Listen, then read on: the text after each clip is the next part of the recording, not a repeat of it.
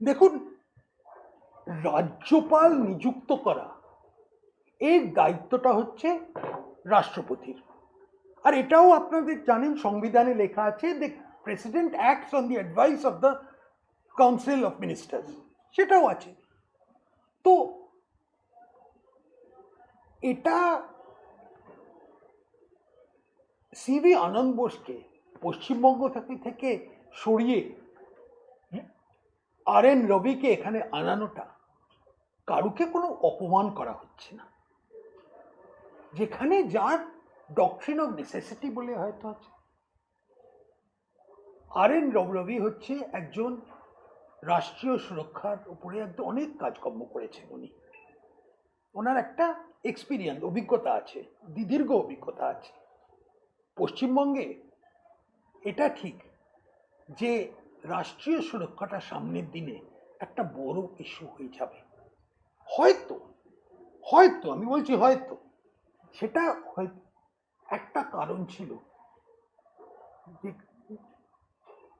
যার জন্য আর এন রবিকে পশ্চিমবঙ্গে আনা হয়েছে। আমি কিন্তু বলছি এটা একটা কারণ, কিন্তু তাছাড়া উনি একজন অভিজ্ঞ সোবার মানুষ, যার অনেক দিনের অ্যাডমিনিস্ট্রেটিভ একটা এক্সপিরিয়েন্স আছে। তো ওনাকে আনাটা যে কোনোভাবে একটা অপমানজনক ব্যাপার, যেমন মুখ্যমন্ত্রী বলতে চেষ্টা করেছে। মুখ্যমন্ত্রী কিছুদিন আগে বলেছিলেন যে সিভি আনন্দ বোসের যোগ্যতা নেই, সেই চরিত্রর একটা অনেক কিছু গন্ডগোল আছে, সে কারণে ওনাকে চলে যাওয়া উচিত, এটা বলেছিলেন উনি। এখন উনি ওনাকেই একদম মানে অনেক বলছেন যে কি দয়া ওনার উপরে। তাহলে ওইসবের মধ্যে আমরা যেতে চাইছি না, কোনো ব্যক্তিগত ব্যাপারে যাওয়া উচিত না। কিন্তু একটা জিনিস আশ্চর্য লাগে যে যাকেই রাজ্যপাল নিযুক্ত করা হোক, আমার মনে হয় মমতা ব্যানার্জি তারই মধ্যে একটা কিছু না কিছু একটা ত্রুটি বার করবেন। সব রাজ্যপাল তো ওনার রাজ্যসভার লিস্টের মতো হতে পারে না। না, এটা বলা হচ্ছে মমতা বন্দ্যোপাধ্যায় গতকালের পোস্ট, এক্সএনএল পোস্ট আপনি নিশ্চয়ই দেখেছেন, বা দেখেছি। তৃণমূল কংগ্রেসের তরফ থেকে এটা একটা গতকাল থেকে তৈরি করা হচ্ছে যে এটা বড় কিছু হতে চলেছে, যেটা বিজেপির গেম প্ল্যান, এবং এই বড় কিছুটার একটা আশঙ্কা তৈরি করা হয়েছে, এরকম একটা সোশ্যাল মিডিয়াতে পোস্ট হচ্ছে। তা এই বিষয়টাকে নিয়ে যদি একটু কিছু বলেন। দেখুন, এক ধরনের রাজনীতি হচ্ছে কনস্পিরেসি থিওরি বার করা। সে কনস্পিরেসি থিওরি যদি আপনি মানেন, তাহলে হয়তো বিরাট কিছু হতে চলেছে।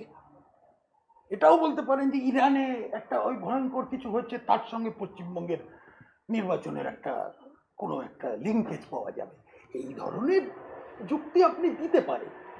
কিন্তু আমার মনে হয় না যে এমন কোনো, আমাদের একমাত্র সত্যি একটা পরিকল্পনা আছে ভারতীয় জনতা পার্টির, সেটা হচ্ছে একটা পরিবর্তন আনা, ইলেকশনে জেতা,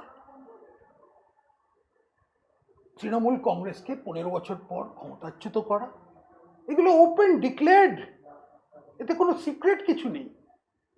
এটা হচ্ছে আমরা 26-এর ইলেকশন লড়ছি জিতবার জন্যে, এখানে একটা সুষ্ঠু সরকার গঠন করার জন্য, বাংলাকে তার পুরাতন গর্ব এবং ইজ্জতটা ফেরত আনার জন্য। এটাকে যদি আপনি মনে করেন একটা বিরাট চক্রান্ত, তাহলে হয়তো এটাই চক্রান্ত। এই যে বলা হচ্ছে, আপনি বলছেন ইলেকশনের কথা যখন বিজেপি বলছে, তখন পাল্টা বলা হচ্ছে আসলে ইলেকশনটাই চাইছে না বিজেপি, এবং রাষ্ট্রপতি শাসন জারি করে আলটিমেটলি একটা কন্ট্রোল নিতে চাইছে বিজেপি, সেই বিষয়টা। দেখুন, এই এসআইআর প্রক্রিয়াটাকে কতভাবে স্যাবোটাজ করার চেষ্টা ভারতীয় জনতা পার্টি করেনি, এটা করেছে তৃণমূল। তারা অন দ্য গ্রাউন্ড করেছে, কোর্টে গিয়ে অনেক রকম ডিলেইং ট্যাকটিক্স করেছে। এমন ওরা চেষ্টা করছে যে যাতে হয়ে যায় যে 2024-এর ভোটার তালিকায় যেন এখানে আরেকবার চলে। তো এটা তো হচ্ছে না।